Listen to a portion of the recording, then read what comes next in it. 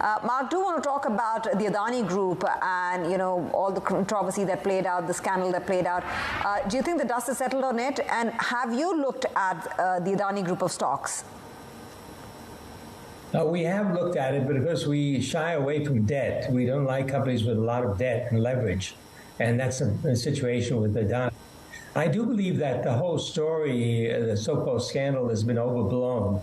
There are some good things in the company and worth looking at, but at this stage of the game, we're really afraid of leverage. Really afraid of leverage. But you like tech in India as well. I know that you have liked some of the bellwether technology names like Infosys and TCS. Correct me if I'm wrong, but do you still hold position there? Because what I see from your top 10 holdings is Persistent Systems, which is a small cap, mid cap technology company, again in the software business, has some space there. Yeah, you notice in India, we're looking at software in particular, but we're also in industrials. We're looking at steel tubes and that sort of thing that go into industry and infrastructure because India is still expanding pretty rapidly in the infrastructure arena. So we look at supporting industries, but we particularly like the software area. But going forward, we're going to see a lot more money going into hardware in India. And that is something that is going to be very interesting. I know a lot of people say, India can't do this. They can't do what Taiwan is doing. They can't do what China is doing. Well, I don't believe that. I think that India will be able to do a lot of this work. And already we're seeing that. So I don't think it's not that India can't get there. It's the time it will take for India to get there. And what is your sense on when India can be an integrated and a significant player in the global chip story? Well, it's happening already. But let's just take Apple as an example. Okay, they want to manufacture Apple Apple handhelds in India.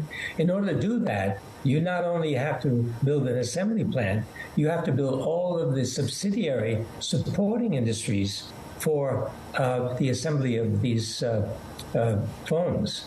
So that means a lot of these Taiwan companies, Chinese companies, Korean companies, Japanese companies, American companies will have to set up subsidiaries in India.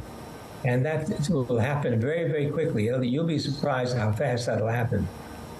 So high-end manufacturing, but not necessarily, their own independent, semi-fab and the like. But I just wanted to ask you, because you mentioned software in India in particular.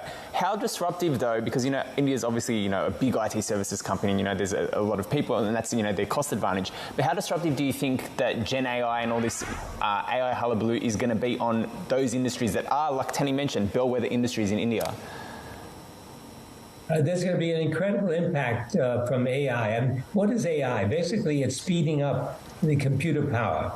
That's really what it's all about. The algorithms can be more quickly completed, and you're seeing that affecting the software industry in a big way. But at the end of the day, with software, you've got to have people to install it and to integrate it into the customer's framework. That takes a lot of manpower. So I don't think you're going to see much of a decline in manpower. In fact, you may even see an increase because the demand for these systems will increase as their effectiveness gets better. You're going to see an incredible surge, I believe, in the whole software area going forward, which is why Wipro, Infosys, and all these companies will continue to do quite well.